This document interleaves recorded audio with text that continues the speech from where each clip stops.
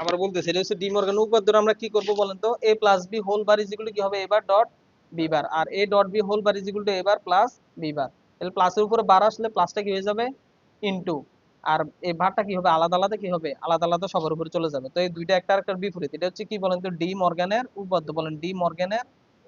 এখন এগুলো যদি প্রমাণ আসে তাহলে কেমনে করবেন, একটু প্রমাণটা একটু শর্টকাট দেখাই দিয়ে একটু দেখেন। ডি মর্গানের উপপাদ্য এগুলো বিভিন্ন ম্যাথ সলভ করার সময় এই উপপাদ্যগুলো কাজে লাগবে।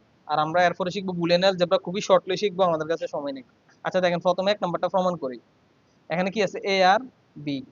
তো খেয়াল করুন, যেহেতু এ আর বি আছে, আমরা প্রথম এ নিলাম, বি নিলাম, তারপরে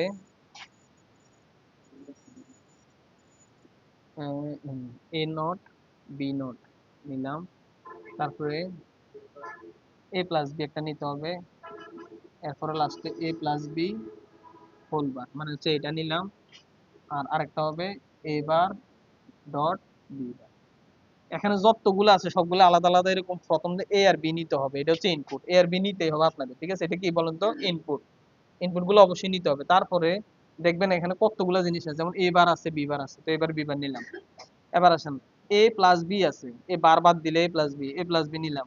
এ প্লাস বি এর উপরে বার আছে, এটাও নিলাম। এবার ডট বি বার আছে একসাথে, এটাও নিলাম। হ্যাঁ, 10টা বলতে ধরেন যতগুলো ইনপুট আছে এতগুলোই নিব। কেমনে বইয়ে দেখেন তো, এটা লজিক সার্কিট আছে নি? 10টা বলতে এর মনে আলাদা আলাদা আরো কিছু ভাঙছে কিনা, ওই যে এই দুইটা।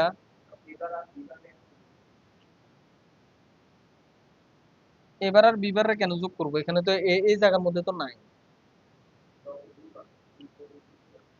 10টা বলতে এরা কি করে জানেন, দুইটা সূত্র একসাথে করে ফেলে। দুইটা সূত্র একসাথে করে ফেলি তাহলে, হ্যাঁ আপনার জন্য সুবিধা হবে বুঝতে। নাকি আলাদা করে করি, নাহলে আর আলাদা করে করি, নাহলে ধরেন প্রথমবার তো ঝামেলা হয়ে যাবে। আচ্ছা দেখেন, আমরা জানি এ বি যেহেতু দুইটা, তাহলে ইনপুট হবে কয়টা, চারটা। বলেন 0 0 0 1 1 1 1 0 অথবা 1 0 1 1, ইচ্ছা যেভাবে রাখেন। কিন্তু ওই কার্নক ম্যাপের ক্ষেত্রে 1 1টা কি 3 নম্বরে রাখতে সবসময় রাখার চেষ্টা করি আর কি, ঠিক আছে আমরা। আচ্ছা দেখেন, এখন এটা কিভাবে প্রমাণ করব, সহজ। এবার মানে কি, এর মানগুলো কি হয়ে যাবে, উল্টে যাবে। জিরো কি হয়ে যাবে, এ জিরো ওয়ান, এ ওয়ান হয়ে যাবে জিরো, ওয়ান হয়ে যাবে জিরো। এটা বুঝতে কারো অসুবিধা হয়েছে? এই জায়গাটা বুঝছেন কিনা সবাই? দেখেন এ এর মান যা থাকবে, এবার মানে কি হবে, এটার উল্টাটা। জিরো থাকলে কি হয়ে যাবে, ওয়ান থাকলে কি হয়ে যাবে। এটা আশা করি কারো সমস্যা হয় না। এবার আসেন বি বার। বি বার মানে বি এর ভ্যালু উল্টে যাবে, যে জিরো ওয়ান হইলো, ওয়ান জিরো হইলো, জিরো ওয়ান হইলো, ওয়ান আবার কি হয়ে গেল জিরো। একটু খেয়াল করে করতে হবে, খাতার মধ্যে আঙ্গুল দিয়ে দিয়ে করবেন, যে ঘরটার কাজ করবেন, নাইলে অনেক সময় এটা উল্টে যেতে পারে। আচ্ছা এরপরে আসি, এবার আসেন এ প্লাস বি।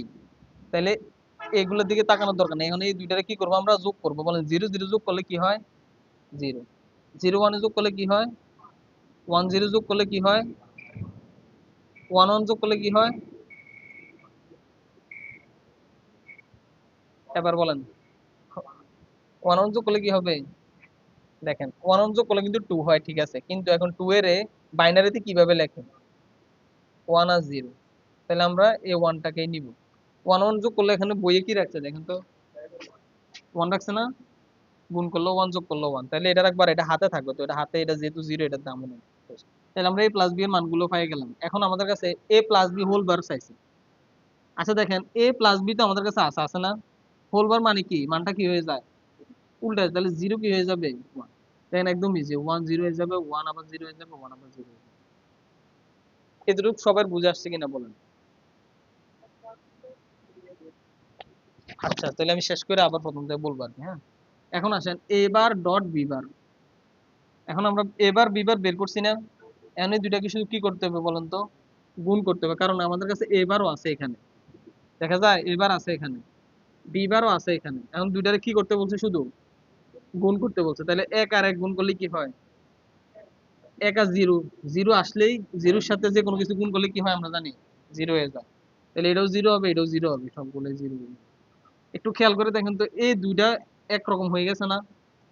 এই আমাদের ইনপুট ছিল এ প্লাস বি হোল বার, আর মানে এই দুইটারে আমরা কি বলছি, সমান, তার মানে সমান হয়েছে কিনা দেখেন, আমাদের এই উপপাদ্য প্রমাণ হয়েছে কিনা দেখেন। যদি এখানে যদি সমান না হইতো, মানে এখানে যদি কোনো ঝামেলা থাকতো দুইটার মধ্যে, তাহলে বুঝাইতো যে আমরা এখানে প্রমাণে কোনো ভুল করছি। আচ্ছা সবাই বুঝছেন কিনা এই দুইটা সমান হয়েছে কিনা বলেন? এই দুইটা যদি সমান থাকে তার মানে আমাদের এটা হয়েছে। এখন এটা প্রমাণ করব। এটা কিভাবে প্রমাণ করে একটু দেখেন, তাইলে মনে হয় যাদের সমস্যা আছে সমস্যার সমাধান হয়ে যাবে। এখন একটু খেয়াল করেন এখানে কি কি আছে। এ ডট বি কি আছে এখানে? এ ডট বি, এখানে কোথাও এ ডট বি না, আমরা এটার এ ডট বি বানাইবো। এ ডট বি, এরপরে A dot B whole bar, তাহলে এটা হবে এ ডট বি হোল বার।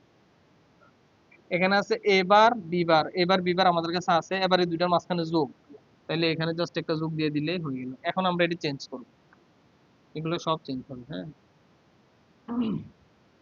এখন আসেন আমাদের কাছে এটাও তো চেঞ্জ হবে। এখন আমাদের কাছে তিনটা ঘরের মান বের করা লাগবে। প্রথমে এ আর বি কে গুণ করতে হবে। এ আর বি কে গুণ করব, জিরো জিরো গুণ করলে কি হয়? জিরো আর ওয়ানে গুণ করলে জিরো, আবারও জিরো, এক এক এক। এবার আসেন A dot B whole bar করতে বলছি, তাহলে এগুলো কি হয়ে যাবে? জাস্ট উল্টে যাবে, ঠিক না? একমত কিনা বলেন, আবার বলতেছি। এখানে এ ডট বি আছে আর এখানে আছে A dot B whole bar, মানে এ ডট বিটা কি হয়ে যাবে? এ ডট বি এর মানটা উল্টে যাবে না বার থাকলে? এটাই। এবার আসেন এ বার প্লাস বি বার, আমাদের কাছে এ বার আছে এখানে, বি বার আছে এখানে। এখন এই দুইটাকে যোগ করতে বলছে, তাহলে ওয়ান ওয়ান যোগ করলে আমরা কি জানি? ওয়ান জিরো যোগ করলে কি হবে? ওয়ান। জিরো ওয়ানে যোগ করলে ওয়ান, জিরো জিরো যোগ করলে তার জিরো ছাড়া কিছু হওয়ার উপায় নেই। দেখেন তো পুরোপুরি মিলছে কিনা এই দুইটা লাস্টের দুইটা ঘর। লাস্টের দুইটা ঘর সবসময় আপনারা পরীক্ষার খাতা আউটপুটের জন্য রাখবেন, এই যে এটা একটা আর এটা একটা। মিলছে কিনা দেখেন তো, ওয়ান ওয়ান ওয়ান জিরো দুইটা মিলছে কিনা বলেন। এই হচ্ছে ডি মর্গান উপপাদ্যের প্রমাণ। এখন বলেন কাকে বুঝাই দিতে হবে?